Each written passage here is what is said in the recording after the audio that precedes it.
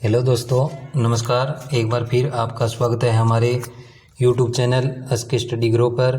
आज हम आपके लिए लेकर के आए हैं वो महत्वपूर्ण पॉइंट जो हर एग्ज़ाम के लिए महत्वपूर्ण हैं और उनके नामों को लेकर आपके बीच में कुछ भ्रम रहता है कि कौन सी चीज़ कहाँ पर है। तो आज हम इस क्लास के अंदर उन पॉइंटों को क्लियर करेंगे और हम अब समय नहीं गंवाते हुए आगे बढ़ते हैं। आशा करता हूँ कि आप सब स्वस्थ होंगे, सही होंगे। तो हम आगे बढ़ते हैं।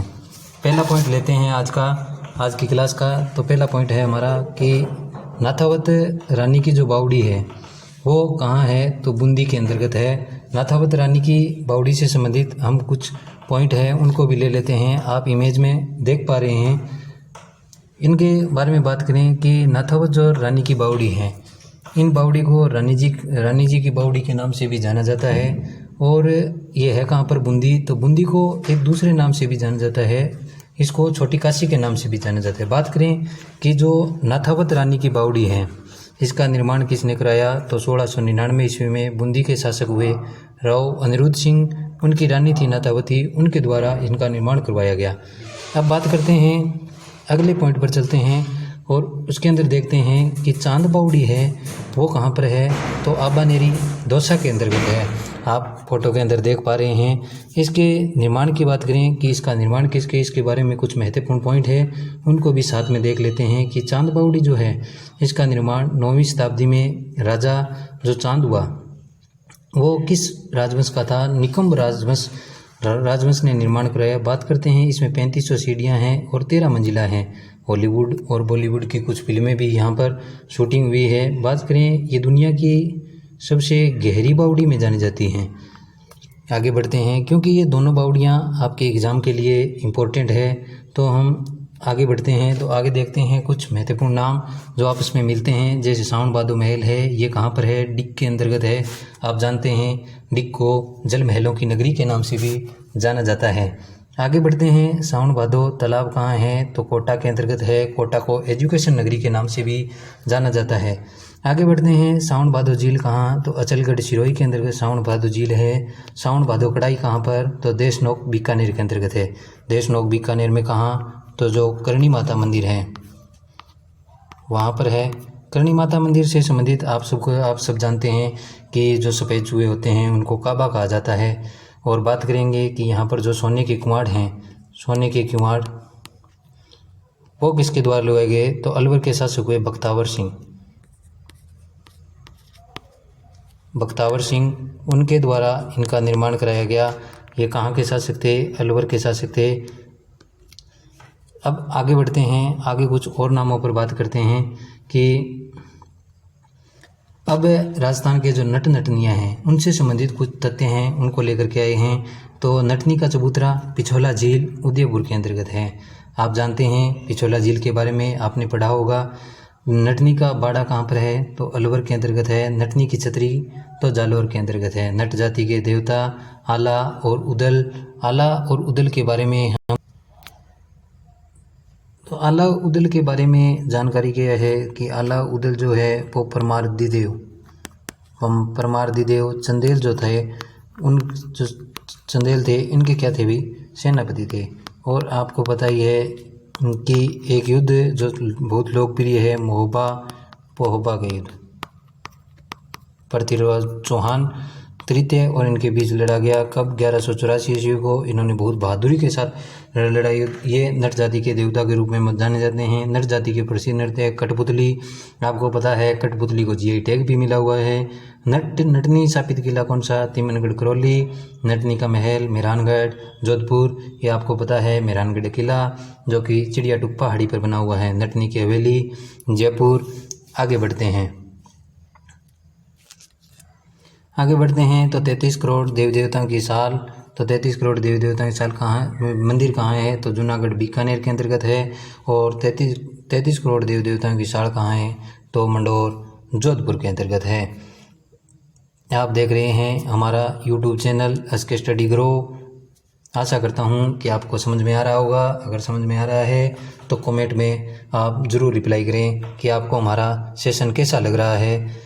अब बात करते हैं गणेश जी से संबंधित कुछ तथ्य, उन पर बात करते हैं कि नृत्य गणेश अलवर में खड़ा गणेश कोटा में, बाजना गणेश सिरोही में, हेरम गणपति अब होता है जूनागढ़ बीकानेर में। और ये जो गणेश जी हैं हेरम वाले हेरम गणपति, ये मूषक पर सवार नहीं होकर के किस पर हैं भाई, तो शेर पर सवार हैं। किस पर सवार हैं, शेर पर सवार हैं, ये शेर पर सवार हैं। बोरा गणेश उदयपुर में, त्रिनेत्र गणेश रणथंभौर दुर्ग सवाई माधोपुर के अंतर्गत है। आप फोटो देख रहे हैं त्रिनेत्र गणेश जी की है। और पूर्वी जो राजस्थान है, पूर्वी और जो दक्षिणी राजस्थान है, उसके अंदर परंपरा है विवाह के समय पहली जो कार्ड होता है वो इन त्रिनेत्र गणेश जी को समर्पित किया जाता है। तो हम आगे बढ़ते हैं। गणेश जी के बारे में देख लिया कि कौन सा गणेश जी कहाँ पर विद्यमान है। अब बात करते हैं आगे मामा भांजा। मामा भांजा के बारे में कुछ फैक्ट उनको देखते हैं कि मामा भांजा महल कहाँ पर, झालावाड़ के अंतर्गत। मामा भांजा मंदिर, मामा भांजा मंदिर कहाँ, तो मामा भांजा मंदिर अटरू बारा के अंतर्गत है। बात करते हैं मामा भांजा की छतरी, मेहरानगढ़ जोधपुर के अंतर्गत है। इस मामा भांजा छतरी को एक दूसरे नाम से भी जाना जाता है, धन्ना व भिया की छतरी के नाम से भी जाना जाता है, भिया की छतरी के नाम से। और जो धन्ना जो हुए, धन्ना गहलोत, इनका पूरा नाम गहलोत है, धन्ना गहलोत। और ये जो भिया हैं ये चौहान थे। दोनों ने जोधपुर के जो नरेश हुए कौन, अजीत सिंह और अजीत सिंह के प्रधानमंत्री थे, अजीत सिंह के प्रधानमंत्री। और एक थे मुकुंद सिंह चंपावत, दोनों की हत्या करके इन्होंने क्या दिया, स्वामी भक्ति का परिचय दिया कि इन्होंने मामा भांजा छतरी पर जो धन्ना गहलोत और भिया चौहान, इन्होंने इन दोनों की ये छतरी बनी हुई है मेहरानगढ़ जोधपुर में।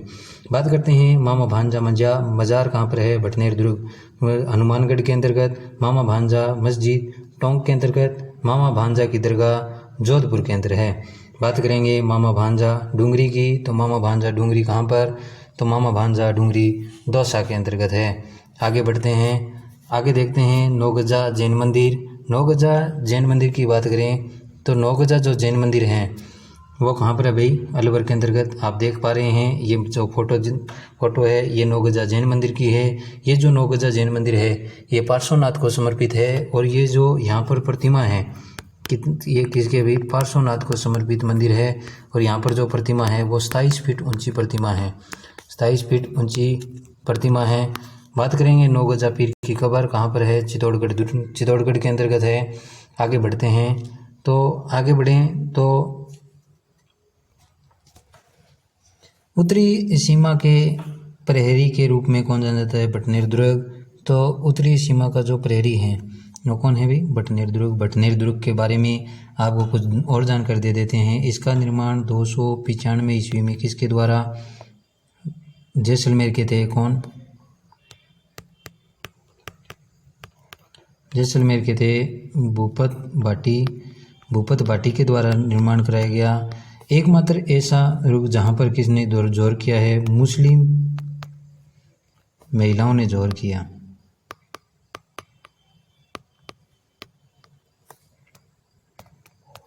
मुस्लिम महिलाओं ने जोर किया।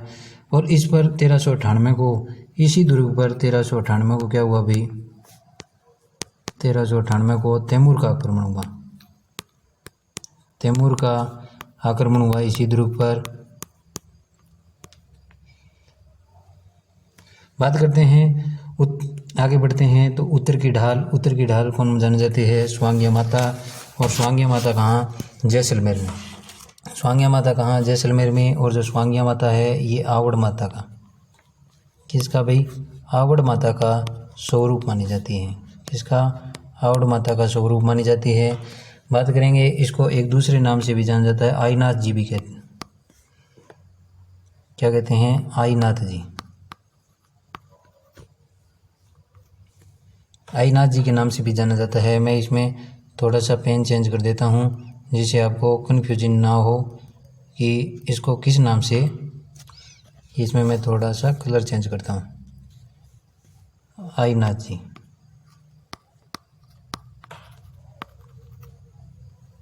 इनको आईनाथ जी के नाम से भी जाना जाता है। अब हम आगे बढ़ते हैं और अगले पेज पर चलते हैं। तो अगले पेज पर देखें तो राजस्थान का खुजराहो किसको कहते हैं, तो राजस्थान का जो खुजराहो है वो कहते हैं किराड़ू। बाड़मेर को राजस्थान का खजुराहो के नाम से जाना जाता है। आगे बढ़ें तो आगे है मेवाड़ का खजुराहो, और मेवाड़ का खजुराहो जगत उदयपुर को मेवाड़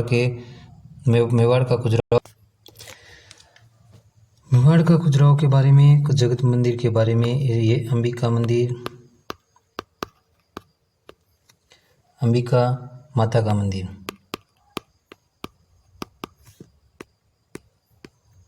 इसका निर्माण किसके द्वारा कराया गया? तो इसका निर्माण कराया गया 10वीं शताब्दी में। कब भाई? 10वीं शताब्दी में। गुहिल वंश के थे कौन?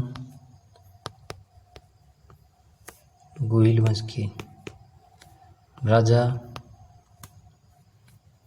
एक सेकंड रुकना,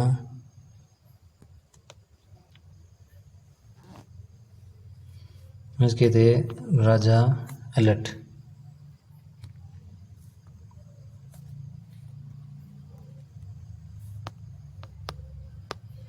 राजा अलट के द्वारा।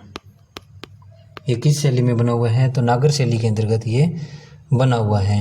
और ये किस काल का है? तो गुर्जर प्रतिहारकालीन मंदिर है। बात करेंगे कि राजस्थान का मिनी खजुराहो किसको कहते हैं? तो भंडदेवरा बारा को कहते हैं। और ये हर एग्जाम के अंतर्गत ये आता ही आता है कि भंडदेवरा का जो मंदिर है उसका निर्माण किसने कराया? तो इसका निर्माण वेरी वेरी इंपॉर्टेंट है कि इसका निर्माण कराया किसने भाई?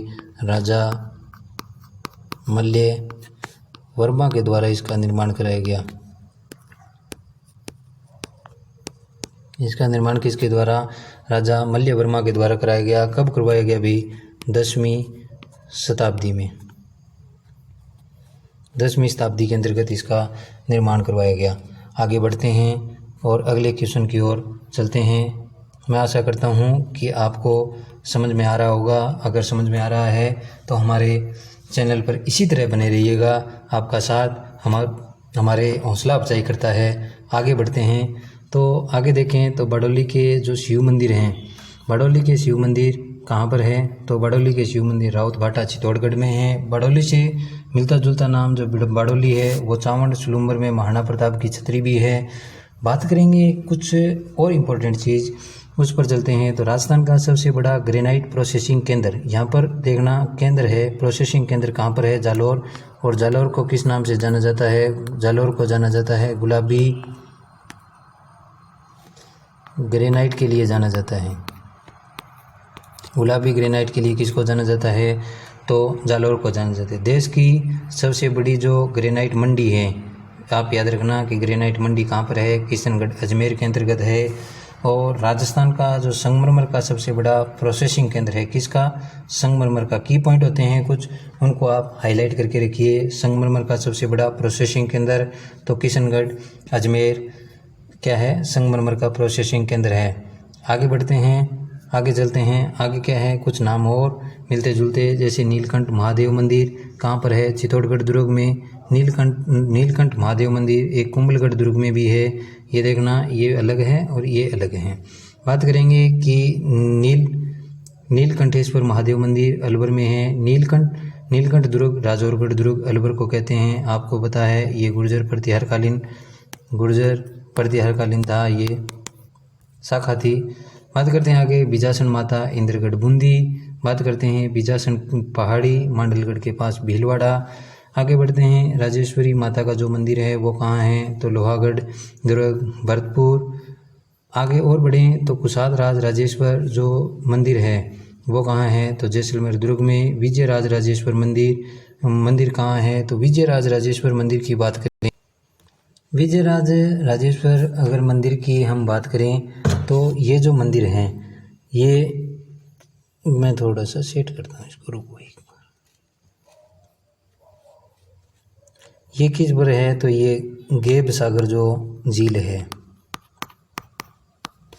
गेब सागर झील उसके किनारे है। इसके अलावा इसकी बात करें तो ये किस शैली में बना हुआ है? तो ये राजपूत शैली के अंदर बना हुआ है, राजपूत शैली के अंतर्गत बना हुआ है। और हम इसके निर्माण की अगर मैं बात करूं कि इसका निर्माण किसके द्वारा करवाया गया, तो इस जो मंदिर का निर्माण है वो चौद राजा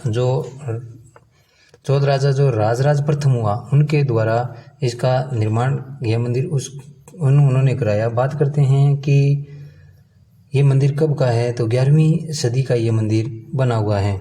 आगे चलें तो राजेश्वर शिवालय कहाँ है, तो मोती डूंगरी जयपुर के अंतर्गत, बांके बिहारी मंदिर तो लोहागुड़ भरतपुर के अंतर्गत, और राजरतन बिहारी मंदिर कहाँ, तो बीकानेर के अंतर्गत है। आगे बढ़ते हैं, आगे कुछ और फैक्ट की बात करते हैं।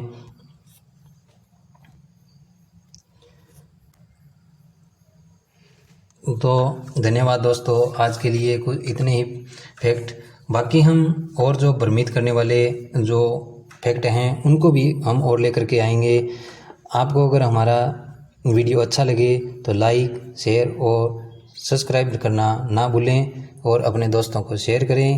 धन्यवाद। जय हिंद, जय भारत। मिलते हैं नेक्स्ट डे। धन्यवाद।